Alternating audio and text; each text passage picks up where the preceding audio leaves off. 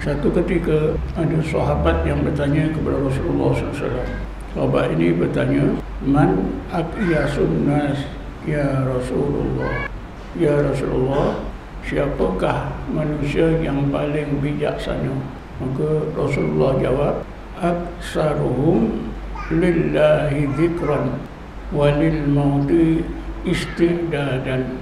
Manusia yang paling bijaksana ialah manusia yang paling banyak mengingati Allah dan paling banyak menyediakan bekal untuk mati. Jadi ada dua ciri orang yang bijaksana, paling bijaksana. Pertama, paling banyak mengingati Allah. Aksaruhum lillahi dzikran. Yang kedua, paling banyak menyediakan bekal untuk mati. Kalau masa sekarang tuan-tuan, orang paling bijak daripada profesor, mereka yang bijak bidang-bidang tertentu dapat hadiah Nobel, banyak sumbangannya di bidang sains, di bidang itu, di bidang ini, semua dapat. Tapi orang yang paling banyak zikir dan paling banyak menyediakan bekal untuk mati tak dapat apa-apa. Apa yang disebut oleh Rasulullah SAW didasarkan kepada Quran. Kerana di dalam Quran ayat 7 suratul Anbiya tadi saya telah bacakan. Bismillahirrahmanirrahim. Fas'alu ahla zikri in kuntum la ta'lamun. Kalau kamu tak tahu, tanyalah ahli zikir. Walaupun ahla zikri di sini ditafsirkan dengan banyak makna, tapi salah satu makna ialah ahli zikir betul. Hendaklah kamu tanya kepada ahli zikir sekiranya kamu tak tahu. Kenapa? Karena ahli zikir ni paling bijaksana. Siapakah manusia yang paling banyak zikir? Jawabannya ialah Nabi-Nabi dan Rasul-Rasul. Kalau kita, Nabi Muhammad manusia paling banyak berzikir. Rasulullah sepanjang masa, siang malam, jaga maupun tidur mengingati Allah. Sesudah wafatnya Rasulullah, ada sahabat ingin tahu macam mana Rasulullah mengingati Allah. Tanya kepada Sayyidatina Aisyah. Sayyidatina Aisyah menjawab, wa kana Rasulullah SAW yadhkuru rabbahu kulla akhyanihi. Rasulullah SAW itu sentiasa mengingati Tuhannya Allah sepanjang masa, jaga maupun tidur. Ini disokong sebuah hadis Nabi di mana Rasulullah bersabda, Inna aynaya tanamani wa la yanamu qalbi. Sesungguhnya dua mataku menidurkan aku, tetapi hatiku tak tidur. Apakah maksud hatiku tak tidur?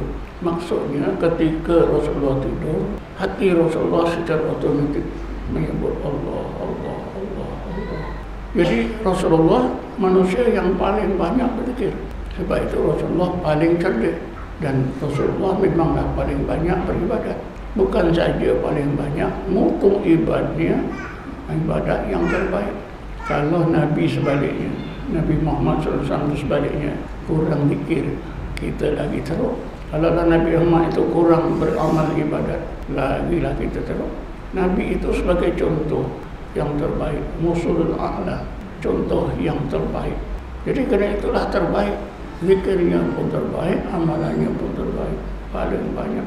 Kecerdikan Nabi Muhammad tuan-tuan dapat kita lihat sampai sekarang. Nabi Muhammad ini dilahirkan di Mekah, dia tak sekolah. Masa itu pun disebut zaman Arab Jahiliyah. Orang tak sekolah, orang baca pun tak ada. Orang baca ni jarang-jarang. Huruf-huruf ini pun tak diperkenalkan. Tapi Nabi begitu cerdik. Macam mana kita boleh nampak kecerdikannya? Usaha Nabi menyebarkan Islam. Macam mana boleh tersebar ke seluruh dunia? Orang Cina nak sebut alif beta pun susah. Orang Cina pun boleh masuk Islam. Dan bilangan orang Cina masuk Islam lebih ramai daripada kita. Beratus juta mereka tersebar. Orang India pun masuk Islam. Di benua India yang diperintah oleh kuasa Hindu tuan-tuan, ada 200 orang Islam di sana. 200 juta seluruh dunia. Sehingga umat Islam sekarang ini dianggarkan 1.8 bilion.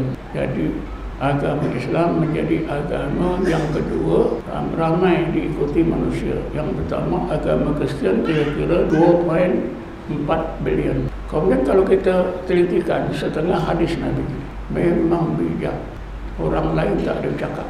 Karena kebijaksanaan lah, maka Jibril pun, walaupun Jibril itu guru dia, Jibril pun kadang-kadang tanya Rasulullah. Tanya, ni bukan makna Jibril tak tahu. Jibril nak menguji adakah Nabi ini dah faham atau tidak. Dan jawapan Nabi itu tuan-tuan betul sampai sekarang. Saya ceritakan satu je peristiwa. Bila Jibril tanya tanda-tanda hari kiamat, Nabi Muhammad jawab, wahai Jibril, tanda hari kiamat ni yang besarnya ada 3 yang penting, yang menunjukkan hari kiamat ini dah dekat.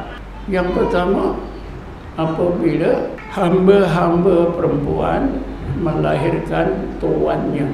Iza talidat amatu sayyidah. Mula-mula dulu pun saya bingung, apa maksudnya?